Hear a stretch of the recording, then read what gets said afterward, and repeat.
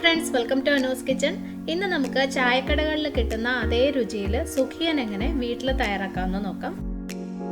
ആദ്യം ഇതിൻ്റെ ഫില്ലിങ്ങിന് വേണ്ടിയിട്ട് ഞാനൊരു 1/2 കപ്പ് ചെറുപയർ 3 മണിക്കൂർ വെള്ളത്തിൽ കുതിർത്ത് വെച്ചതാണ്. ഇത് കുറച്ച് കൂടുതൽ സമയം വെള്ളത്തിലിട്ട് വെച്ചാലും കുഴപ്പമില്ല, പക്ഷേ മിനിമം 2 മണിക്കൂറെങ്കിലും ഇത് കുതിർത്ത് തന്നെ എടുക്കണം.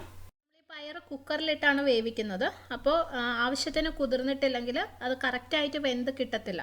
ഒരുപാട് വെന്ത് കുഴഞ്ഞു പോകാൻ പാടില്ല, എന്നാൽ പയർ ആവശ്യത്തിന് സോഫ്റ്റ് ആവുകയും വേണം. അപ്പോൾ ആ രീതിയിൽ കറക്റ്റായിട്ട് വെന്ത് കിട്ടണമെങ്കിൽ മിനിമം 2 മണിക്കൂർ ഇത് കുതിർത്ത് തന്നെ എടുക്കണം. ഇനി ഈ പയർ വേവിക്കാൻ വേണ്ടി ഞാനൊരു 1/2 കപ്പ് വെള്ളവും കൂടി എടുത്തിട്ടുണ്ട്.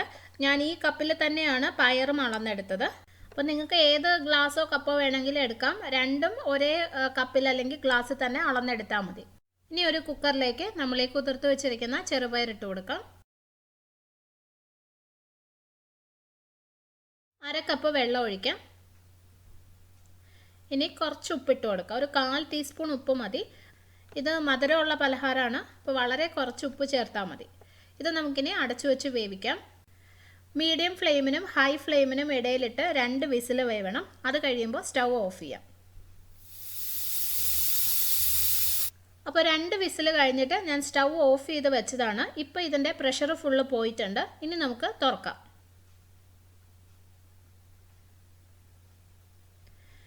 പയർ കണ്ടോ, കറക്റ്റായിട്ട് വെന്തിട്ടുണ്ട്. ഇതുപോലെ ആയിരിക്കണം. വെന്ത് കുഴഞ്ഞു പോയിട്ടില്ല, പക്ഷെ നല്ല സോഫ്റ്റ് ആയിട്ടുണ്ട്.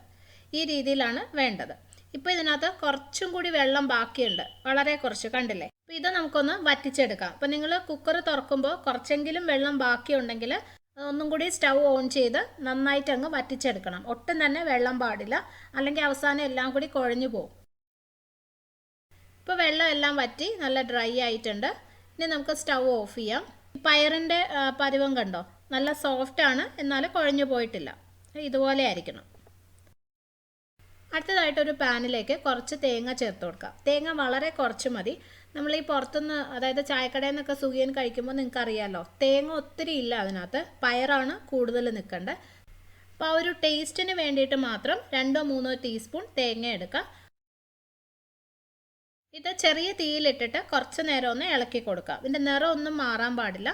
തേങ്ങയിൽ ചെറിയൊരു ഈർപ്പം ഉണ്ടാവുമല്ലോ, അതൊന്ന് മാറി കിട്ടിയാൽ മതി. അപ്പോൾ കുറച്ച് നേരം ഒന്ന് ഇളക്കി കൊടുക്കുക. അപ്പോൾ തേങ്ങ കുറച്ചൊന്ന് ഡ്രൈ ആയിട്ടുണ്ട്. ഇനി ഇതിലേക്ക് നമ്മൾ നേരത്തെ വേവിച്ച് വെച്ച ചെറുപയർ ഇട്ട് കൊടുക്കാം. ഈ സമയത്തൊക്കെ ഏറ്റവും ലോ ഫ്ലെയിമിൽ തന്നെ വെക്കണം, അല്ലെങ്കിൽ ചിലപ്പോൾ തേങ്ങ മൂത്ത് പോകും. ചെറുപയർ ഇട്ട് കഴിഞ്ഞിട്ട് ഉടനെ തന്നെ നന്നായിട്ടൊന്ന് ഇളക്കി കൊടുക്കാം. ആ തേങ്ങ മൂത്ത് പോകാതിരിക്കാൻ വേണ്ടിയിട്ടാണ് ഇളക്കി കൊടുക്കുന്നത്. ഇനി ഇതിലേക്ക് ഒരു 1/2 ടീസ്പൂൺ ഏലക്കാപ്പൊടി ഇട്ട് കൊടുക്കാം. ഏലക്കാപ്പൊടിയുടെ അളവ് നിങ്ങളുടെ ഇഷ്ടം പോലെ കുറച്ചൊക്കെ അഡ്ജസ്റ്റ് ചെയ്യാം കേട്ടോ. അത്രയും ഫ്ലേവർ വേണ്ടാന്നുണ്ടെങ്കിൽ 1/4 ടീസ്പൂൺ ചേർത്താലും മതി. വീണ്ടും നന്നായിട്ടൊന്ന് ഇളക്കി യോജിപ്പിച്ച് കൊടുക്കാം. ഇനി ഇതിലേക്ക് മധുരത്തിന് ആവശ്യത്തിന് പഞ്ചസാരയാണ് ഞാൻ ചേർക്കുന്നത്. ഞാനൊരു 4 ടീസ്പൂൺ പഞ്ചസാര ചേർക്കുന്നുണ്ട്. ഇതിന് ഒത്തിരി മധുരം ആവശ്യമില്ല, ഒരു 4 ടീസ്പൂൺ മാക്സിമം മതിയാവും. ഇനി പഞ്ചസാരയ്ക്ക് പകരം നിങ്ങൾക്ക് ശർക്കര വേണമെങ്കിൽ ഉപയോഗിക്കാം. നമുക്ക് ചായക്കടകളിൽ കിട്ടുന്ന സുഖിയനിൽ പഞ്ചസാരയാണ് ഉപയോഗിക്കുന്നത്, ശർക്കരയല്ല. അപ്പോൾ നമ്മൾ പുറത്തുനിന്ന് വാങ്ങിക്കുന്ന സുഖിയൻ്റെ അതേ ടേസ്റ്റ് കിട്ടാൻ വേണ്ടിയിട്ടാണ് ഞാൻ പഞ്ചസാര എടുത്തത്. ശർക്കരയാണെങ്കിൽ അതിൻ്റേതായ ടേസ്റ്റ് വ്യത്യാസം വരും. ഇതിനി ചെറിയ തീയിലിട്ടിട്ട് കുറച്ച് നേരം ഇങ്ങനെ ഇളക്കി കൊടുക്കാം. ചൂട് കൊണ്ട് പഞ്ചസാര പെട്ടെന്ന് അങ്ങ് അലിയും. അത് കഴിഞ്ഞ് കുറച്ച് സമയം കഴിയുമ്പോൾ ആ പയറിലേക്ക് നന്നായിട്ടത് പിടിക്കുകയും ചെയ്യും. അപ്പോൾ അതുവരെ ഇങ്ങനെ ഇളക്കി കൊടുക്കാം. സ്പൂണിട്ടൊന്നിങ്ങനെ ഉടച്ചു കൊടുക്കുകയും വേണം. അപ്പോൾ കുറച്ച് പയറൊക്കെ നന്നായിട്ടങ്ങ് ഉടഞ്ഞ് ചേരും, ബാക്കി കുറച്ച് അതുപോലെ തന്നെ കിടക്കും. അങ്ങനെയാണ് വേണ്ടത്. അപ്പോൾ ഇതുപോലെ ചെറിയ തീയിലിട്ടിട്ട് ഇളക്കി കൊടുത്തുകൊണ്ടിരിക്കാം. അപ്പോൾ നിങ്ങൾ പഞ്ചസാരയ്ക്ക് പകരം ശർക്കരയാണ് ഉപയോഗിക്കുന്നതെങ്കിൽ ഇത്രയും ചെറുപയറിന് ഏകദേശം ഒരു 20 ഗ്രാം ശർക്കര കുറച്ച് വെള്ളം ഒഴിച്ച് ഉരുക്കി നന്നായിട്ട് അരിച്ചെടുക്കണം. എന്നിട്ട് നമ്മൾ പഞ്ചസാര ചേർത്ത സമയത്ത് അതിന് പകരം ഈ ശർക്കര പാനി ചേർത്ത് നന്നായിട്ട് മിക്സ് ചെയ്തെടുക്കുക. അതും കുറച്ച് സമയം ഇങ്ങനെ ഇളക്കി കൊടുക്കേണ്ടി വരും. ആ ശർക്കര പാനി നന്നായിട്ട് വറ്റി ചെറുപയറിലേക്ക് പിടിക്കണം. ഇതിപ്പോൾ റെഡി ആയിട്ടുണ്ട്. പഞ്ചസാരയൊക്കെ നന്നായിട്ട് ആ പയറിലോട്ട് പിടിച്ചിട്ടുണ്ട്. നമുക്ക് കുറച്ച് നേരം ഒന്ന് തണുക്കാനായിട്ട് മാറ്റി വയ്ക്കാം. അത് കഴിഞ്ഞിട്ട് ചെറിയ ഉരുളകളാക്കി എടുക്കണം. പയറൊന്ന് തണുത്ത് കഴിയുമ്പോൾ ഇതിനെ നമുക്ക് ചെറിയ ചെറിയ ഉരുളകളാക്കി എടുക്കാം. എത്ര വലിപ്പം വേണമെന്നൊക്കെ ഉള്ളത് നിങ്ങളുടെ ഇഷ്ടം പോലെ ചെയ്യാം. ഞാൻ ചെറിയ ഉരുളകളാണ് എടുക്കുന്നത്. ഞാനിതിപ്പോൾ അരക്കപ്പ് ചെറുപയറല്ലേ എടുത്തിട്ടുള്ളൂ. അപ്പോൾ അതുകൊണ്ട് ചെറിയ ഉരുളകൾ അല്ലെങ്കിൽ എണ്ണം വളരെ കുറഞ്ഞു പോകും. അതുകൊണ്ടാണ്. പയർ ഇതുപോലെ ചെറിയ ഉരുളകളാക്കി വെച്ചിട്ടുണ്ട്. ഇത് നമുക്ക് മാറ്റി വയ്ക്കാം. ഇനി നമുക്ക് ഇതിൻ്റെ പുറമേ ഉള്ള കോട്ടിംഗ് ഉണ്ടാക്കാം. അതിന് വേണ്ടിയിട്ട് ഞാനൊരു 5 ടേബിൾ സ്പൂൺ ഗോതമ്പ് മാവ് എടുത്തിട്ടുണ്ട്. ഇതിന് പകരം നിങ്ങൾക്ക് മൈദ വേണേലും ഉപയോഗിക്കാം. കടകളിലൊക്കെ മൈദയാണ് ഉപയോഗിക്കുന്നത്. പക്ഷേ ശരിക്കും ആ ഒരു വലിയ ടേസ്റ്റ് വ്യത്യാസം ഇല്ല. ഞാനിത് രണ്ടും ട്രൈ ചെയ്ത് നോക്കിയിട്ടുണ്ട്. ആ കോട്ടിംഗ് വളരെ കുറച്ചാണുള്ളത്. ഉള്ളിലുള്ള ഫില്ലിങ് ഉണ്ടല്ലോ, ചെറുപയർ, അതിൻ്റെ ടേസ്റ്റാണ് മുന്നിട്ട് നിൽക്കുന്നത്. ഗോതമ്പ് മാവായാലും മൈദ ആയാലും കുഴപ്പമില്ല. നിങ്ങളുടെ ഇഷ്ടം പോലെ ഏതാണെന്ന് വെച്ചാൽ എടുക്കാം. ഒരു 1/4 ടീസ്പൂൺ മഞ്ഞൾപ്പൊടി ഇട്ട് കൊടുക്കാം. ചെറിയൊരു മഞ്ഞ കളറാണല്ലോ, അതിന് വേണ്ടിയിട്ടാണ് പൊടി ചേർക്കുന്നത്. ഇനി കുറച്ച് ഉപ്പ് ചേർത്ത് കൊടുക്കുക. ഉപ്പ് ഞാനൊരു 1/4 ടീസ്പൂണേ ഇട്ടിട്ടുള്ളൂ. അത്രയും മതി, കാരണം മധുരമുള്ള പലഹാരമാണ്. മാവിൽ ചെറുതായിട്ട് ഉപ്പ് വേണം, അത്രയും മതി. എന്നിട്ട് നന്നായിട്ടൊന്ന് ഇളക്കി കൊടുക്കാം. ഇനി ഇതിലേക്ക് കുറച്ചായിട്ട് വെള്ളം ഒഴിച്ചിട്ട് കലക്കിയെടുക്കാം.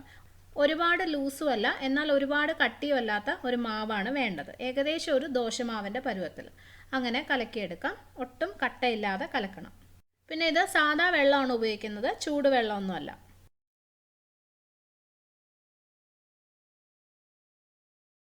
ഈ മാവ് റെഡി ആയിട്ടുണ്ട്. കണ്ടോ, ഈ ഒരു പരുവത്തിനാണ് വേണ്ടത്. ഒരുപാട് ലൂസും അല്ല, എന്നാൽ ഒരുപാട് കട്ടിയും അല്ലാത്തൊരു മാവ്. ഇനി നമ്മൾ നേരത്തെ ചെറുപയർ ഉരുളകളാക്കി വെച്ചത് ഇതിനകത്ത് നന്നായിട്ട് കോട്ട് ചെയ്ത് ഫ്രൈ ചെയ്തെടുത്താൽ മതി. ഒരു പാനിൽ ഞാൻ ആവശ്യത്തിന് എണ്ണ ഒഴിച്ചിട്ടുണ്ട്. ഇത് നന്നായിട്ട് ചൂടായി കഴിയുമ്പോൾ ഒരു മീഡിയം ഫ്ലെയിമിൽ ആക്കി വെക്കുക. അതിനുശേഷം ഈ ചെറുപയർ ഉരുളകളാക്കിയത് ഇതിനകത്തേക്ക് ഇട്ട് നന്നായിട്ട് കോട്ട് ചെയ്ത് എണ്ണയിലോട്ട് ഇട്ട് കൊടുക്കാം. ഇതിട്ടതിന് ശേഷം ഒത്തിരി നേരം ഫ്രൈ ചെയ്യേണ്ട ആവശ്യമില്ല. പെട്ടെന്ന് തന്നെ നമുക്ക് തിരിച്ചിട്ട് കൊടുക്കാം.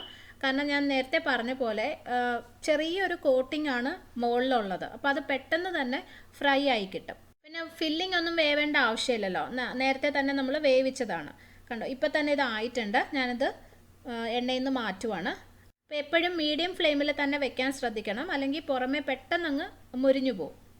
അപ്പോൾ ഇതും ഞാൻ എണ്ണയിൽ നിന്ന് മാറ്റുവാണ്. ഇനി ബാക്കിയുള്ളതും ഇതുപോലെ തന്നെ ഫ്രൈ ചെയ്തെടുക്കാം. പിന്നെ ഒരു കാര്യം, ഞാൻ ഈ മാവിൽ അരിപ്പൊടി ചേർത്തിട്ടില്ല. അരിപ്പൊടി ചേർത്ത് കഴിഞ്ഞാൽ നമ്മളിത് ഫ്രൈ ചെയ്ത് കഴിയുമ്പോൾ പുറമേ കുറച്ച് ക്രിസ്പി ആയിട്ടായിരിക്കും ഇരിക്കുന്നത്. അപ്പോൾ നിങ്ങൾക്ക് അതാണ് ഇഷ്ടമെങ്കിൽ നമ്മൾ ഈ തയ്യാറാക്കിയ മാവിൽ ഗോതമ്പ് മാവിൻ്റെ കൂടെ ഒരു 2 ടീസ്പൂൺ അരിപ്പൊടിയും കൂടി ചേർത്താൽ മതി. എനിക്ക് പക്ഷേ ഇത് നല്ല സോഫ്റ്റായിരിക്കുന്നതാണ് ഇഷ്ടം, അതുകൊണ്ടാണ് അരിപ്പൊടി ഒഴിവാക്കിയത്. അപ്പോൾ ഇത് ഒരു സൈഡ് ഒന്ന് ഫ്രൈ ആയി കഴിയുമ്പോൾ തിരിച്ചിട്ട് കൊടുക്കണം. ഇതിൻ്റെ നിറം ഒന്നും മാറേണ്ട ആവശ്യമില്ല, ബ്രൗൺ കളറൊന്നും ആവണ്ട, ആ മഞ്ഞ കളറിൽ തന്നെയാണ് വേണ്ടത്. ഒരു സൈഡ് ഒന്ന് ഫ്രൈ ആകുമ്പോൾ തന്നെ നമുക്കിത് തിരിച്ചിട്ട് കൊടുക്കാം.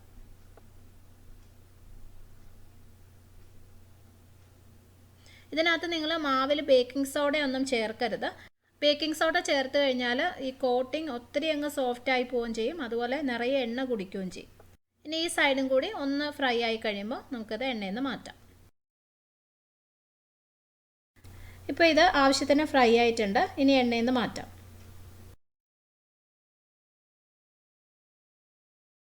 അപ്പോൾ നല്ല അടിപൊളി സുഖിയൻ റെഡി ആയിട്ടുണ്ട്. നമുക്ക് ചായക്കടകളിൽ നിന്ന് കിട്ടുന്ന സുഖിയൻ്റെ അതേ ടേസ്റ്റിൽ തന്നെ നമുക്ക് വീട്ടിലത് വളരെ എളുപ്പത്തിൽ ഉണ്ടാക്കാൻ പറ്റും. നല്ലൊരു കട്ടൻ ചായയുടെയൊക്കെ കൂടെ കഴിക്കാൻ നല്ല ടേസ്റ്റിയാണിത്. അപ്പം നിങ്ങൾ തീർച്ചയായിട്ടും തയ്യാറാക്കി നോക്കണം. അപ്പോൾ ചെയ്ത് നോക്കിയിട്ട് നിങ്ങൾക്ക് ഇഷ്ടപ്പെട്ടാൽ എനിക്ക് കമൻറ്റ് ചെയ്യാൻ മറക്കരുത്. അതുപോലെ പ്ലീസ് എൻ്റെ വീഡിയോ നിങ്ങളുടെ ഫ്രണ്ട്സുമായിട്ടും ഫാമിലിയായിട്ടൊക്കെ ഷെയർ ചെയ്യണം. ഇനി നമുക്ക് വേറൊരു നല്ല റെസിപ്പി ആയിട്ട് കാണാം. Thank you for watching Anu's kitchen.